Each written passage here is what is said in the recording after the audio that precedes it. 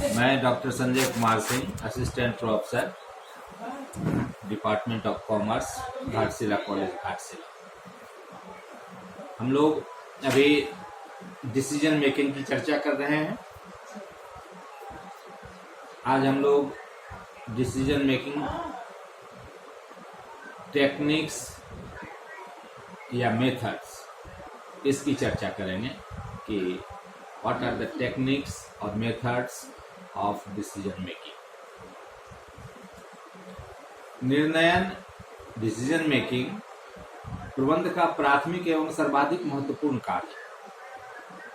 सही निर्णय लेना ही प्रबंध की कुशलता को इंगित करता है। अगर हम सही निर्णय नहीं ले पाते हैं तो हम प्रतिफल हमको सही नहीं मिलेगा। इसलिए जब तक सही निर्णय नहीं लेगा तब तक प्रबंध की कुशलता जो है वह उभर कर सामने नहीं आएगी। वह प्रबंध, अगर निर्णय गलत हो जाता है तो वह प्रबंध की कुशलता नहीं मानी जाएगी, अकुशल प्रबंध हो जाएगा। इन्हीं निर्णयों पर फर्म की सफलता तथा विफलता निर्भर करती है। इसलिए निर्णय के क्षेत्र में विभिन्न शोध कार्य किए गए और जो निर्णयन की तकनीकी को या विधियों को सामने लाके रखा। हम अभी इन्हीं शोध कार्य के द्वारा किए गए विभिन्न डिसीजन मेकिंग टेक्निक्स अथवा विधि, मेथड्स की चर्चा करेंगे। क्या क्या तकनीक है, क्या तरीके हैं, किस तरह से डिसीजन मेकिंग किया जाता है।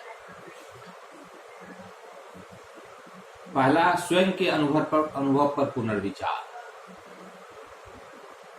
Review of his own experience. स्वयं का जो अनुभव है उस पर पुनर्विचार करके जब एक प्रबंधक या अधिकारी के सामने कोई समस्या उत्पन्न होती है, सामने आती है, तो वह उसके समाधान के लिए विकल्प खोजने में अपने पुराने अनुभवों का प्रयोग करता है या प्रयोग में उसको ला सकता है, पुराने अनुभव को प्रयोग में ला सकता है। यहाँ प्रबंधक को यह अवश्य देखना चाहिए कि पिछली परिस्थितियां और वर्तमान परिस्थितियों में कोई अंतर तो नहीं है, और यदि है तो उसे ध्यान में रखते हुए ही विकल्प निर्धारित करने चाहिए। अगर दोनों अपना जो वर्तमान स्थिति है और पहले की जो स्थितियां थी जिसमें अगर उसने कुछ निर्णय लिया है, पिछला जो कोई समस्या थी उसके लिए जो निर्णय लिया गया था, उस समय जो परिस्थिति थी और अभी की जो वर्तमान में कोई परिस्थिति है, अगर इसमें कोई अंतर नहीं है तो उसे ध्यान में रखकर विकल्प निर्धारित करने चाहिए। कोई अंतर है, कोई अंतर नहीं है, इसको देखना बहुत ही महत्वपूर्ण समझा गया। वास्तव में कंपनी नियोजन संबंधी बहुत सारा कार्य पुराने अनुभव पर ही आधारित होता है। यह समस्या तक पहुंचने का सर्वाधिक आसान मार्ग है और अधिकांश दशाओं में यह बहुत ही उपयुक्त सिद्ध होता है। दूसरा है अन्य फर्मों की विधियों की जांच, scrutiny of practices of other firms. दूसरे जो फर्म है उसी तरह का जो उपक्रम है, वो उनकी जो विधियां हैं, उनके जो मेथड्स हैं, उनके जो टेक्निक्स हैं, उनको जांचना। एक प्रबंधक अपनी समस्याओं के समाधान के लिए विकल्प खोजने में अन्य फर्मों या अन्य विभागों द्वारा अपनाई गई विधियों पर भी विचार कर सकता है। जो उसी तरह के फर्म है, उसी तरह की समस्या से जूझ करके उन्होंने जो निर्णय लिया, जो तकनीक इस्तेमाल किया, जो विधि अपनाया, उसको उस विधि पर विचार किया जा सकता है। अमेरिका में यह विधि काफी प्रचलित है, क्योंकि वहां के उद्योगपति आपस में अनुभवों के विचार विमर्श में विश्वास रखते हैं और व्यापार पार्षदों, सम्मेलनों, पत्रिकाओं के माध्यम से उत्पादन लागत को कम करने, विक्रय में वृद्धि करने तथा गुणवत्ता में सुधार करने आदि पहलुओं पर विचार विमर्श करते रहते हैं। अमेरिकन मैनेजमेंट एसोसिएशन वहां की सफल कंपनियों द्वारा अपनाई गई विधियों को प्रकाशित भी करती रहती है। अन्य राष्ट्रों में भी यह प्रथा अब लोकप्रिय होती जा रही है। तीसरा है ब्रेन स्टॉर्मिंग विधि।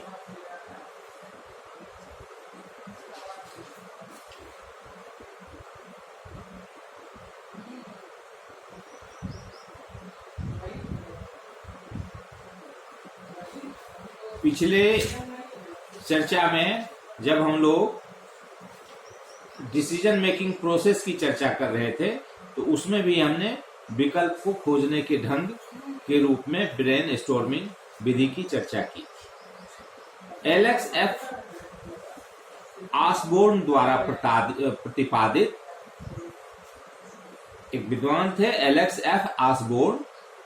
उन्होंने ब्रेन स्टॉर्मिंग विधि को प्रतिपादित किया और यह रचनात्मक विचार उत्पन्न करने की सर्वोत्तम विधि भी मानी जाती है। इस विधि के अंतर्गत 6 से 8 व्यक्तियों का समूह, जिसमें फर्म के अधिकारी तथा बाह्य विशेषज्ञ भी हो सकते हैं। फर्म के अधिकारी भी हो सकते हैं जो उस फर्म में काम करते हैं, और बाहरी विशेषज्ञ भी जो उस विषय से के विशेषज्ञ रहते हों, वो बाहर से भी उनको ला करके 6 से 8 व्यक्तियों का एक समूह बनाया जाता है और उनके सामने समस्या प्रस्तुत की जाती है, उनके सामने समस्या रखी जाती है। इस समूह का प्रत्येक व्यक्ति अपनी समझ के आधार पर विकल्प सुझाता है। समूह मीटिंग में निम्न बातों को ध्यान में रखा जाता है। हर आदमी अपनी अपनी समस्या का समाधान सुझाता है, विकल्प सुझाता है, और वह जो मीटिंग होती है उसमें निम्न बातों को ध्यान में रखा जाता है। क्या क्या? जब कोई एक व्यक्ति विकल्प सुझाए तो समूह के अन्य सदस्य उस सुझाव पर कोई प्रतिक्रिया उस समय व्यक्त नहीं करता है।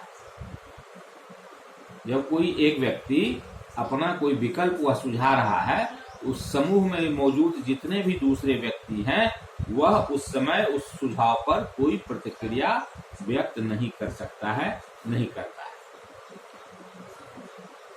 दूसरा, सदस्यों को अधिक से अधिक सुझाव देने के लिए प्रेरित किया जाता है। जो सदस्य होते हैं उसमें उनको यह इस बात के लिए प्रेरित किया जाता है कि आप अधिक से अधिक अपना सुझाव दें, क्योंकि जितने अधिक विकल्प सामने आएंगे, समस्या के समाधान की उतनी ही संभावना बढ़ जाएगी। विकल्प जब ज्यादा आएगा सामने में, तो उसमें से सर्वोत्तम विकल्प का चुनाव किया जा सकता है। इसलिए समस्या के समाधान की संभावना विकल्प की संख्या ज्यादा रहने पर बढ़ जाती है।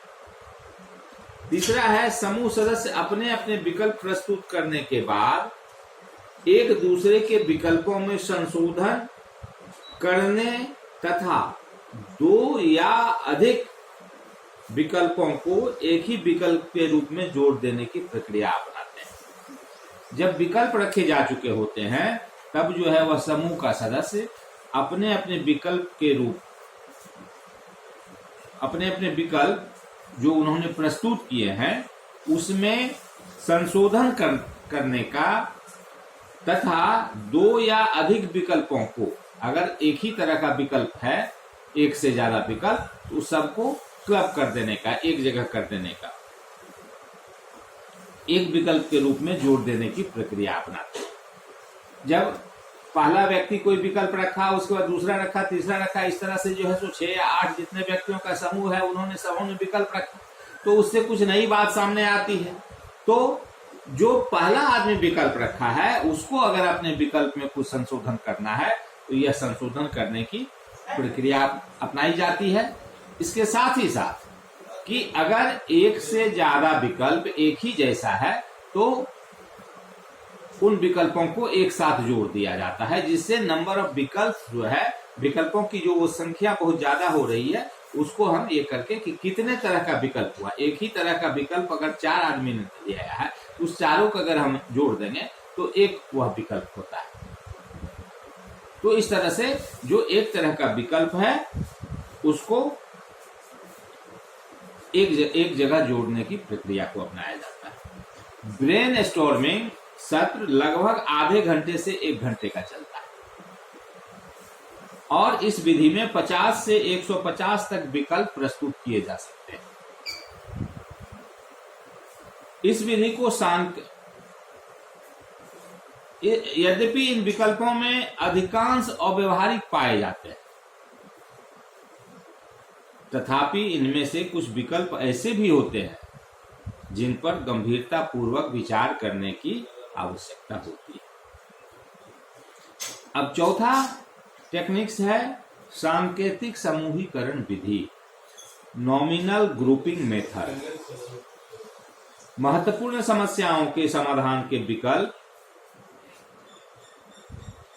खोजने की यह एक प्रभावपूर्ण विधि है।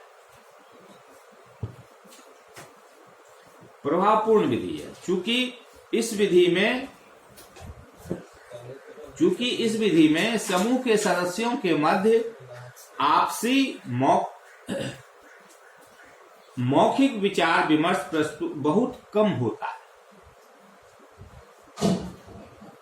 आपस में जो है वह विचार विमर्श मौखिक जो है वह ना के बराबर होता है।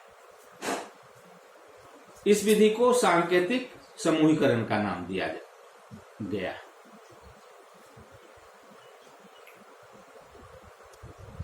समूहीकरण नाम मात्र के लिए ही है।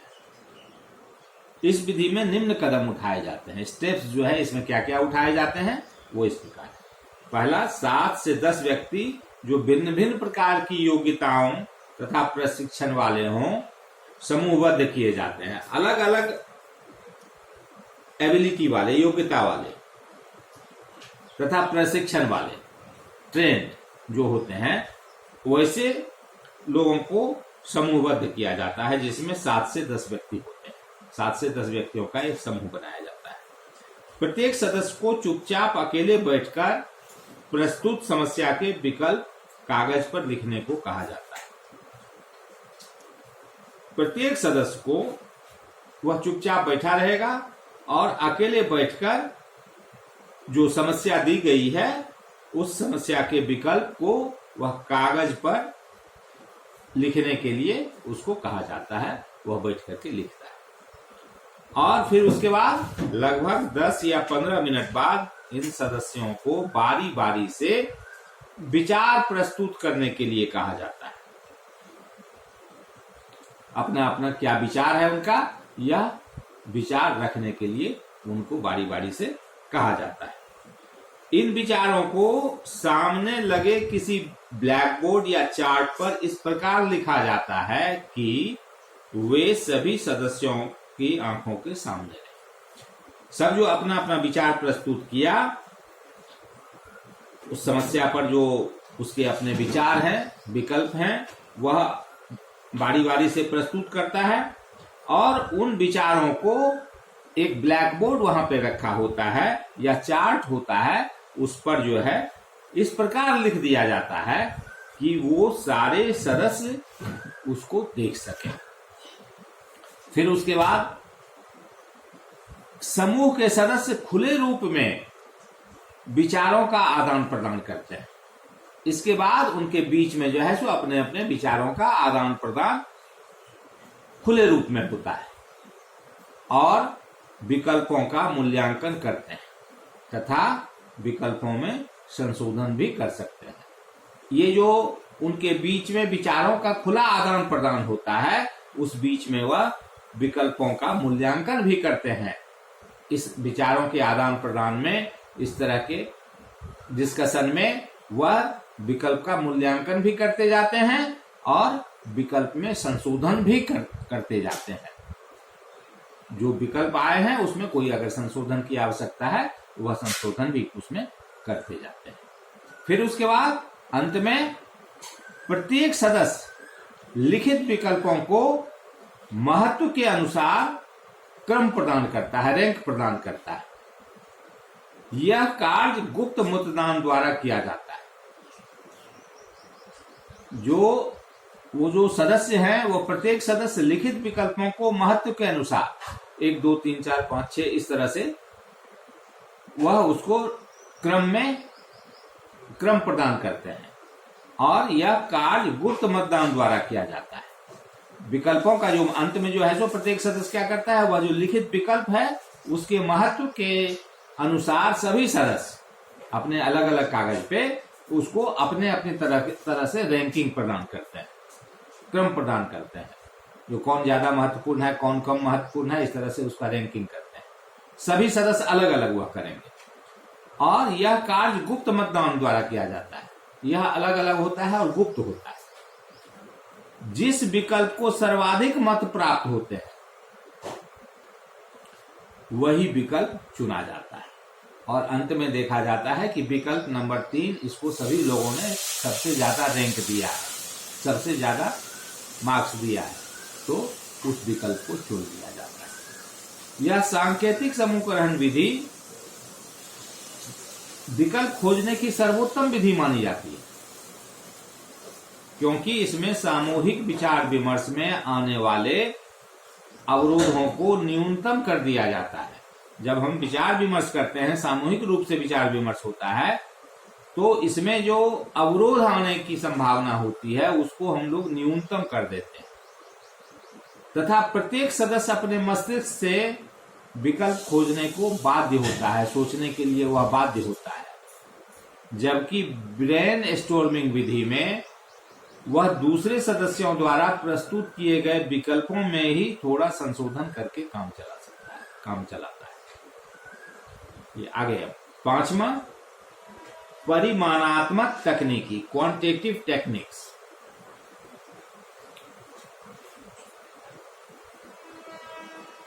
विगत कुछ वर्षों में, हाल के वर्षों में डिसीजन मेकिंग में क्वांटिटेटिव टेक्निक्स का प्रयोग तेजी से बढ़ता जा रहा है। विभिन्न विकल्पों में से सर्वोत्तम के चयन हेतु क्वांटिटेटिव टेक्निक्स, परिमाणात्मक तकनीकी मानवीय पक्षपात से परे हटकर समाधान प्रस्तुत करती है, अतः श्रेयस्कर मानी जाती है। वर्तमान में कंप्यूटर्स तथा प्रोग्रामिंग की सुविधाओं ने प्रबंधकों के लिए इन तकनीकी का प्रयोग आसान बना दिया है। क्वांटिटेटिव टेक्निक्स में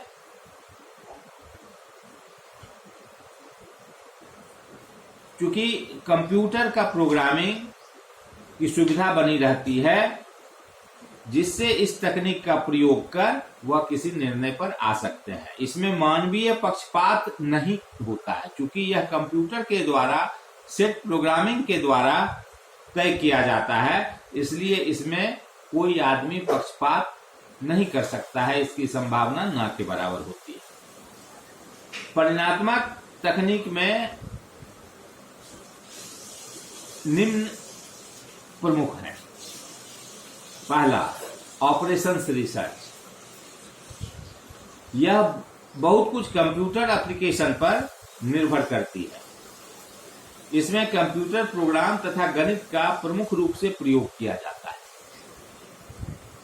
इसे प्रबंध विज्ञान भी कहा जाता है क्योंकि यह प्रबंधकों को विभिन्न विकल्पों में से एक ऐसे विकल्प का चुनाव करके देता है जो सर्वोत्तम परिणाम दे सकता है।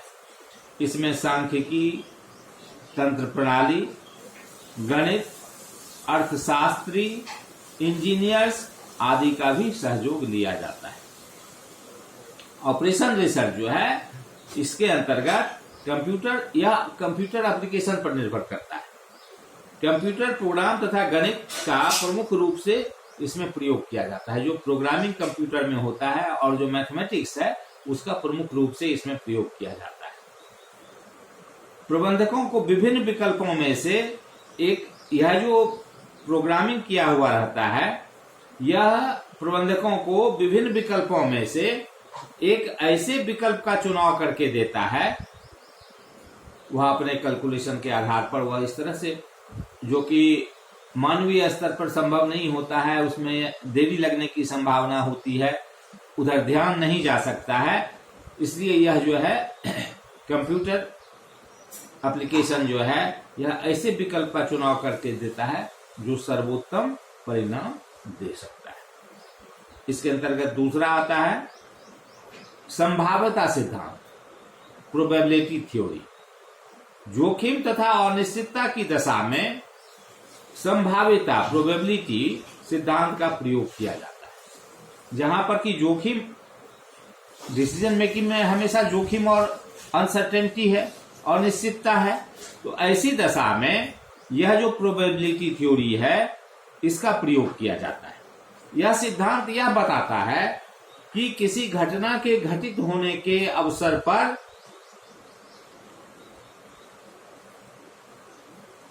किसी घटना के घटित होने का अवसर कितने प्रतिशत है, कितना प्रतिशत है। बीमा कंपनियों द्वारा विभिन्न आयु वर्ग में मृत्यु दर का अनुमान लगाने तथा उस आधार पर प्रीमियम निर्धारित करने में यह उपयोगी होता है। अलग अलग कंपनियों में अलग अलग स्वभाव वाले व्यवसाय में अलग अलग तरह की प्रोग्रामिंग होती है और अलग अलग तरह का डेटा समंकों का एनालिसिस कंप्यूटर के द्वारा किया जाता है।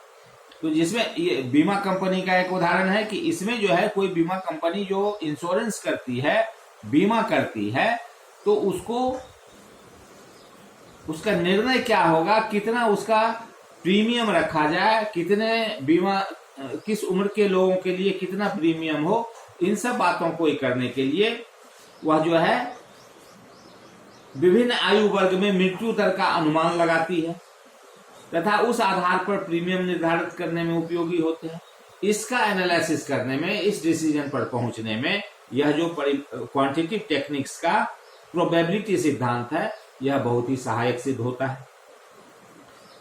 एक कंपनी द्वारा नए विज्ञापन प्रोग्राम की सफलता जांचने के लिए भी संभाव्यता सिद्धांत, प्रोबेबिलिटी थ्योरी उपयोगी साबित हो सकता है।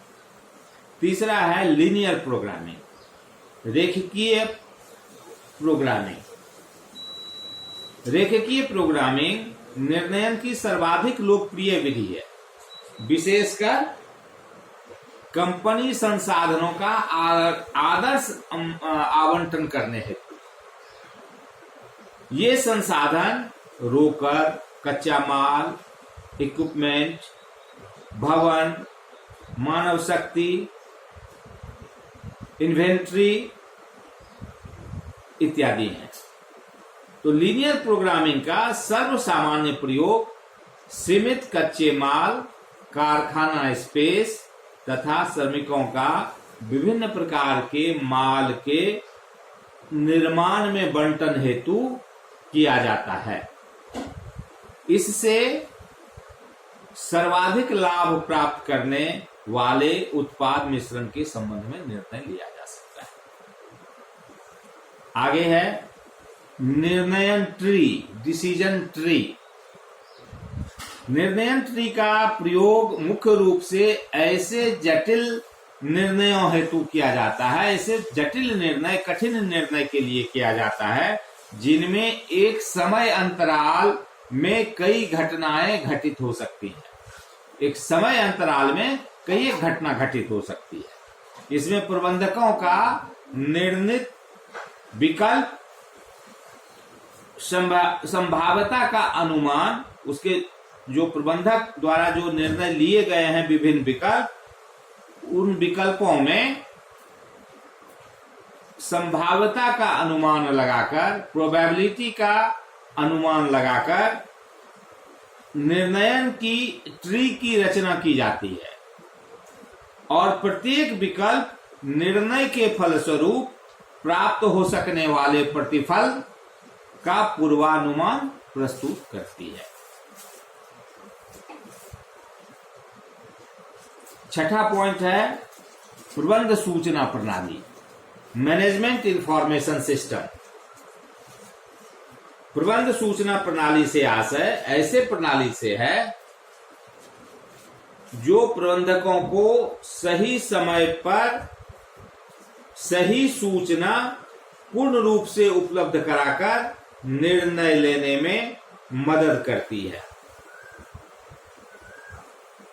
ऐसी प्रणाली जो प्रबंधक को सही समय पर सही सूचना पूर्ण रूप से उपलब्ध कराती है, जिससे निर्णय लेने में मदद मिलती है। आधुनिक समय में उच्च गति वाले कंप्यूटर्स आ जाने से सूचना संकलन तथा उपलब्धता अपेक्षाकृत सूचना का संकलन और उसकी उपलब्धता अवेलेबिलिटी, कलेक्शन एंड अवेलेबिलिटी, यह दोनों जो है पहले की अपेक्षा काफी आसान हो गया है। एक कंपनी में ये सब चीजें अब आसानी से उपलब्ध हो जाती हैं, उपलब्ध रहती हैं। उंगली के एक क्लिक पर हमको सारी सूचनाएं उपलब्ध हो जाती हैं। एक कंपनी में प्रभावी प्रबंध सूचना प्रणाली विकसित करने के लिए निम्न कदम उठाए जाते हैं। अब इसके अंतर्गत क्या क्या कदम उठाए जाते हैं? विद्यमान प्रणाली का अध्ययन, स्टडी द प्रेजेंट सिस्टम। जो हमारे पास एग्जिस्टिंग प्लान है, विद्यमान प्लान है, प्रणाली है, उसका अध्ययन। एक व्यक्ति यह नहीं बता सकता है कि उसे कहां जाना है यदि वह यह नहीं जानता है कि इस समय वह कहां पर है। किसी व्यक्ति को अगर यह पता नहीं है कि वह कहां पे खड़ा है, तो वह यह नहीं बता सकता है कि उसको किधर जाना है, किस ओर जाना है। अतः विद्यमान प्रणाली के बारे में सर्वप्रथम यह जानना आवश्यक है कि सूचना का वर्तमान प्रवाह कहां से है। सूचना का प्रवाह जो है वह कहां से है, प्रथम प्रवाह उसका कहां से हो रहा है। सूचना का प्रयोग कैसे किया जाता है, किस तरह से हम उन सूचनाओं का प्रयोग करते हैं, तथा निर्णयन में, डिसीजन मेकिंग में यह सूचना कहां तक उपयोगी है। दूसरा इसके अंतर्गत आता है सूचना प्राथमिकता, प्रायोरिटी ऑफ इंफॉर्मेशन। विद्यमान सूचना प्रणाली का अध्ययन कर लेने के उपरांत अगला कदम होगा प्रबंधकों की आवश्यकता अनुसार सूचनाओं का प्राथमिकता क्रम निर्धारित किया जाना। जब पहला स्टेप हो जाता है, पहला जो हमारे पास विद्यमान प्रणाली है उसका जब अध्ययन हो जाता है, तो उसके बाद दूसरा स्टेप इसका है कि सूचना को प्राथमिकता देने की जब बात उठती है, तो जो विद्यमान हमारे पास वर्तमान में जो हमारे पास सूचना प्रणाली है उसका अध्ययन कर लेने के बाद अगला कदम होता है कि प्रबंधकों की आवश्यकता अनुसार, जो प्रबंध की आवश्यकता है उसके अनुसार सूचनाओं का प्राथमिकता क्रम निर्धारित किया जाना। सूचनाओं को हम प्रायोरिटी के हिसाब से उसको हम क्रमबद्ध निर्धारित करते हैं। डिसीजन मेकिंग के लिए आवश्यक सूचना व आंकड़ा की उपलब्धता को प्राथमिकता दी जाती है। जो निर्णय हमको लेना है उसके लिए हमको जो आवश्यक सूचना व आंकड़े की उपलब्धता है उसको हम पहले प्राथमिकता देते हैं निर्णय लेने के लिए। कारण बगैर आंकड़े और सूचनाओं के हम निर्णय नहीं ले सकते हैं, इसलिए वह उसकी उपलब्धता और वह जो आवश्यक सूचना व उसकी आंकड़ा जो है उसकी उपलब्धता को हम लोग पहले प्राथमिकता देते हैं। प्रत्येक प्रबंधक प्राथमिकता सूची तैयार करे और फिर सभी प्रबंधकों से प्राथमिकता सूची प्राप्त कर संपूर्ण संगठन के लिए एकीकृत प्राथमिकता सूची तैयार की जाती है। जो प्रत्येक प्रबंधक होते हैं यह प्राथमिकता सूची तैयार करता है और फिर सभी प्रबंधकों से प्राथमिकता सूची प्राप्त कर संपूर्ण संगठन के लिए एकीकृत इंटीग्रेटेड प्रायोरिटी सूची तैयार करता है। और अंत में सूचना प्रणाली की स्थापना, एस्टेब्लिशमेंट ऑफ इंफॉर्मेशन सिस्टम। सूचना प्राथमिकता सूची के आधार पर संगठन के लिए सूचना प्रणाली स्थापित तथा विकसित की जाती है। ये जो सूचना प्राप्त होती है इसको जो हम प्राथमिकता देते हैं, इस प्राथमिकता सूची के आधार पर ही संगठन के लिए सूचना की जो प्रणाली है उसको स्थापित तथा विकसित की जाती है। सूचना संकलन तथा विश्लेषण हेतु सूचना के कलेक्शन और उसके एनालिसिस के लिए सूचना संकलन तथा विश्लेषण, इसके लिए कंप्यूटर स्थापित किए जाते हैं ताकि सूचना का जो तथ्य है, सूचना जो है तथ्यपरक बने तथा समय पर उपलब्ध कराई जा सके। सूचना संकलन तथा विश्लेषण के लिए कंप्यूटर की स्थापना की जाती है ताकि सूचना जो है तथ्यपरक बने, काम का बने, उपयोगी बने और समय पर उपलब्ध कराई जा सके। सूचना में विलंब उसकी उपयोगिता को समाप्त कर देता है। अगर समय पर कोई सूचना नहीं मिलती है तो वह उसकी उपयोगिता को समाप्त कर देता है। Thank you.